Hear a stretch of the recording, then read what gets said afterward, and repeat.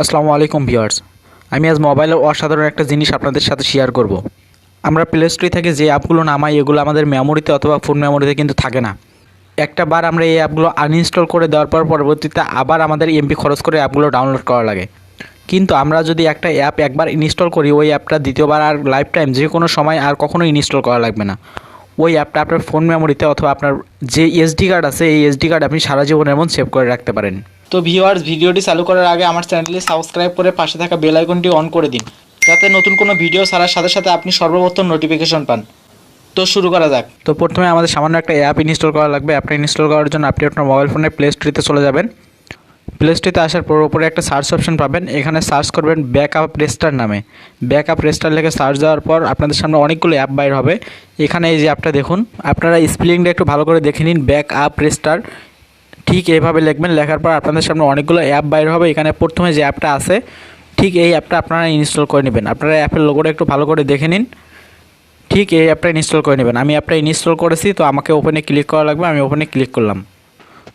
ওপেনে ক্লিক করার পর আপনাদের সামনে এমন একটা ইন্টারফেস বাইর হবে। এখানে উপরে দেখতে পাচ্ছেন থ্রি ডটের মতো একটা অপশন, এখানে ক্লিক করবেন। এখানে ক্লিক করার পর যে এখানে একটা অ্যারো চিহ্ন দেখতেছেন এই চিহ্নটাতে ক্লিক করবেন।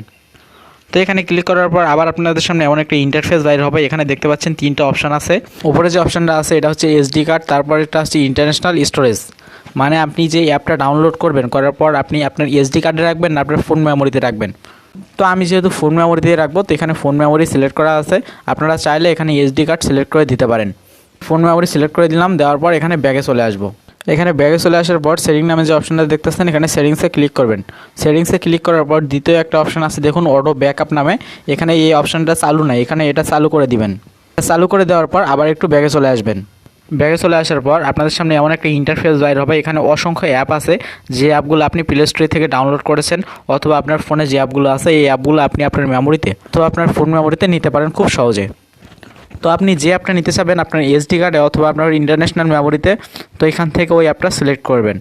তো আমি মনে করেন এখান থেকে শেয়ারিটটা আমার ফোনে নিয়ে যাব। তো শেয়ারিটটা নেওয়ার জন্য এখানে এই যে মার্ক করার অপশন দেখতেছেন এখানে মার্ক করব। মার্ক করার পর এখানে ব্যাকআপ নামে যে অপশনটা আছে এখানে ক্লিক করব।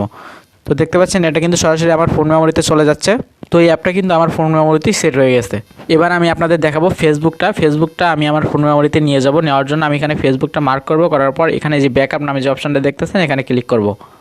তো দেখতে পাচ্ছেন ফেসবুকটা আমার এখানে চলে যাচ্ছে আমার ফোন মেমোরিতে। এখানে আপনার যতগুলো অ্যাপস আছে এভাবে আপনি সবগুলো অ্যাপস এভাবে নিতে পারেন খুবই সহজে। এর ফলে আপনার কী হবে, বারবার এমবি খরচ করলে অ্যাপগুলো ডাউনলোড করতে হবে না, আপনার ফোনে থাকবে, এখান থেকে আপনি ইনস্টল করে নিতে পারবেন। তো আমি এবার দেখাই অ্যাপগুলো কোথায় থাকে ফোনের। আপনি ফোনে যাওয়ার পর আপনার ফাইল ম্যানেজারে আসার পর আপনি যদি এসডি কার্ডে নেন তো নিচে এসডি কার্ড অপশন আছে। আপনি যদি ফোন মেমোরিতে নেন তো ফোন মেমোরিতে যাবেন। তো আমি ফোন মেমোরিতে নিয়েছি যেহেতু এখানে ফোন মেমোরিতে চলে আসলাম।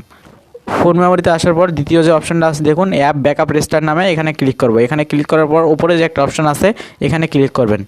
তো দেখতে পাচ্ছেন আমি যে অ্যাপগুলো ওখান থেকে নিয়েছি সবগুলো অ্যাপ এখানে আছে। আমি শুধু ফেসবুকটা নিয়েছি আর শেয়ারিটটা নিয়েছি। আপনারা এইভাবে সবগুলো অ্যাপ আপনার ফোনে অথবা মেমোরিতে সেভ করে রাখতে পারেন। নেক্সট টাইম যখন আপনি আপনার ফোন থেকে অ্যাপগুলো আনইনস্টল হবে আপনি এখান থেকে অ্যাপগুলো আবার ইনস্টল দিতে পারবেন খুব সহজে।